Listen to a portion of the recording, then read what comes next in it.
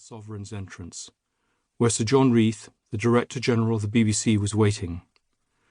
Windsor got out of the car, holding a cigar in one hand and slipper in the other, and introduced Monckton to Reith. The broadcast was to be in the King's former living quarters, a small suite in the Augusta Tower. Given its size, most of the electrical equipment had to be set up in the corridor. Windsor greeted the technicians affably and went into the sitting room, where the microphones stood on the table with a chair facing them and an evening newspaper beside them. Reith handed him the paper and requested him to read a few lines aloud to test the voice levels. He chose a passage on lawn tennis. He then popped into the loo, returning with the words, "I expect that's the last time I'll use that place." Just before 10 p.m, Reith sat down at the microphone, waiting for the red light to flash. As it did so, he began. "This is Windsor Castle. His Royal Highness, the Prince Edward." As he slid out of the chair to the left, the former king slid in from the right. "At long last, I am able to say a few words of my own." He praised his brother Bertie and spoke generously of the Prime Minister, Stanley Baldwin, continuing, "I have found it impossible to carry the heavy burden of responsibility and to discharge my duties as king as I would wish to do, without the help and support of the woman I love. I now quit altogether public affairs, and I lay down my burden. It may be some time before I return to my native land, but I shall always follow the fortunes of the British race and empire with profound interest, and if at any time in the future I can be found of service to His Majesty in a private station, I shall not fail. And now we all have a new king.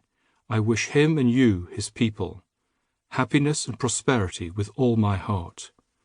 God bless you all. God save the king." After the speech, the national anthem was played. Monckton had been standing behind the former king throughout the broadcast. As he moved forward to collect the speech, Windsor laid his hand on his shoulder, saying, "Walter, it's a far better thing that I go."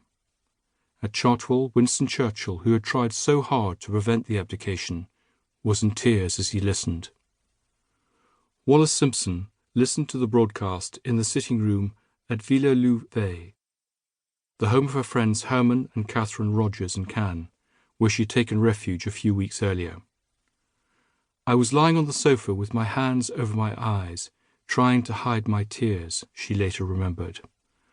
"After he finished, the others quietly went away and left me alone. I lay there a long time before I could control myself enough to walk through the house and go upstairs to my room." At 10:30 p.m, Windsor returned to Royal Lodge to say goodbye to his family. Dicky Mountbatten, for whom Windsor had been best man in 1922, had driven over from the fort and remembered. Everybody was still in tears when David came in, but David was jubilant. He was like a schoolboy going off on holiday.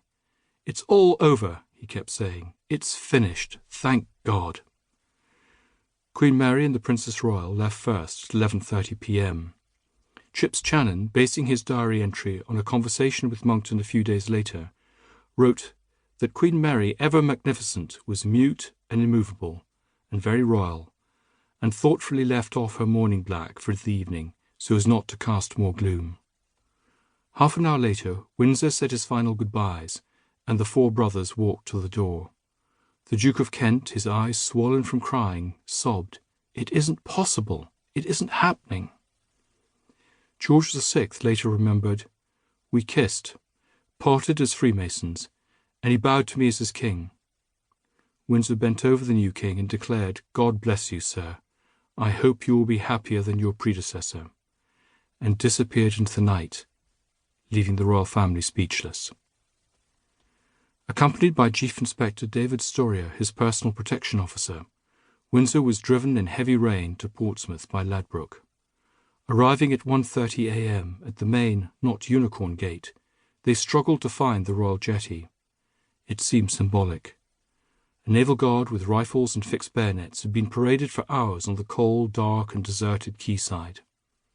Also waiting were members of his household, the keeper of the Privy Purse, Ulrich Alexander, his private secretary, Godfrey Thomas.